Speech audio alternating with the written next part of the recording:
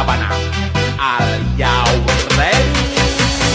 Kicau, kicau, kicau mania. Kicau, kicau, kicau mania. Kicau, kicau.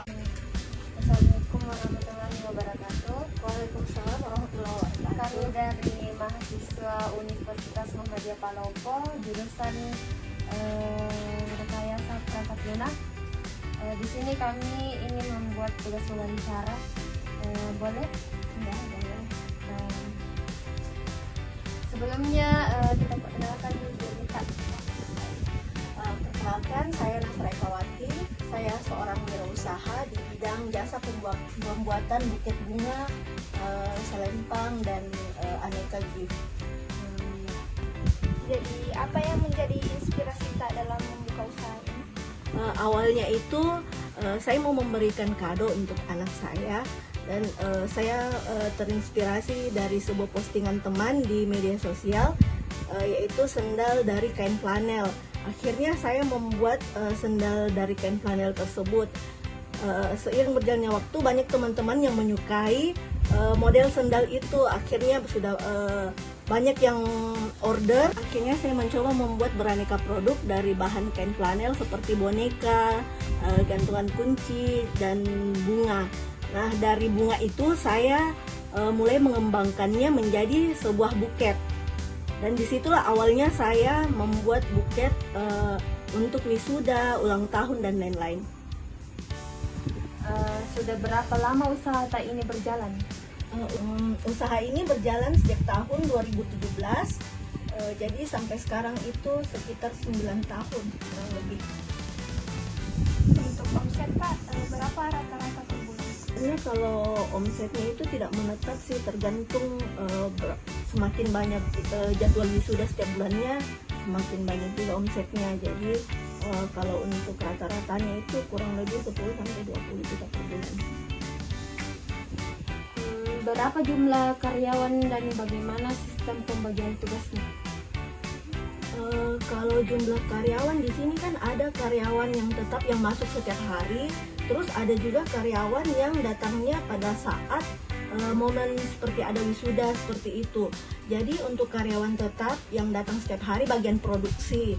Jadi mereka yang membuat buket-buket ini jumlahnya 2 orang.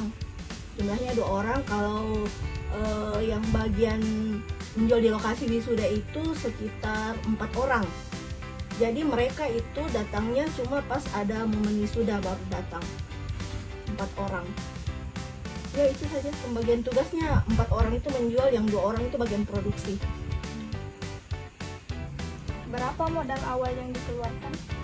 Kalau modal awal itu cuma sedikit sekali, sekitar kurang lebih 100.000, karena saya kan dulu awalnya cuma beli sedikit-sedikit bahan, tidak langsung banyak seperti ini, tapi seiring berjalannya waktu semakin banyak orderan, akhirnya modalnya juga bisa semakin bertambah.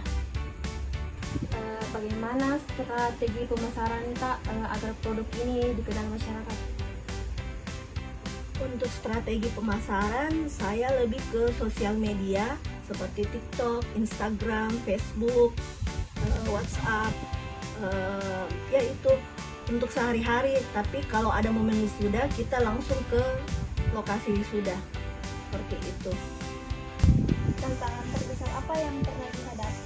Kalau tantangan terbesar yang pernah saya hadapi itu seperti kayak kompetitor yang menjual di bawah harga, begitu, di bawah harga normal.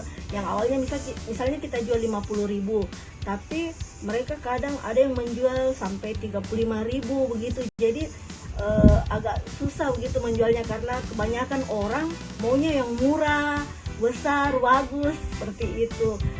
Terus kayak kontrakan ruko, termasuk tantangan terbesar, karena misalkan kayak kemarin kita kontraknya 20 juta, terus mungkin karena dia melihat ada peningkatan penjualan atau seperti apa sampai dinaikkan 35 juta, seperti itu.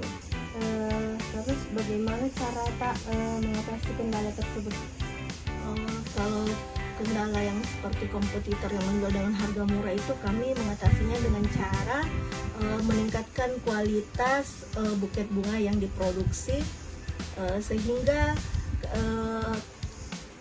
konsumen itu bisa lebih memahami kalau memang buket ini sesuai dengan standar harganya. Dan kita juga lebih promosinya begitu, lebih ke arah promosinya agar lebih dikenal oleh masyarakat luas, khususnya di Kota Palopo.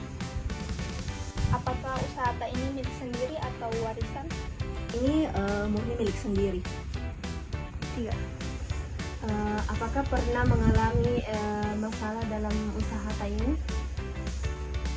Kalau masalah biasanya lebih ke karyawan, karena kan kadang ada karyawan yang toksik begitu, yang merasa dirinya lebih senior dari karyawan lain. Jadi kadang karyawan yang baru itu kayak merasa minder atau bagaimana, karena karyawan yang merasa lebih senior ini kadang merendahkan mereka begitu. Cuma seperti itu. Iya. Apa tips yang bisa dibagikan untuk wirausaha pemula? Untuk wirausaha pemula sebaiknya jangan cepat menyerah, harus selalu mau belajar sama yang lebih dulu mengenal usaha, dunia usaha. Intinya jangan menyerah lah begitu dengan keadaan, harus selalu semangat. Mungkin itu saja wawancara Tak. Makasih. Terima kasih Bu untuk wawancaranya. Kami pamit dulu ya.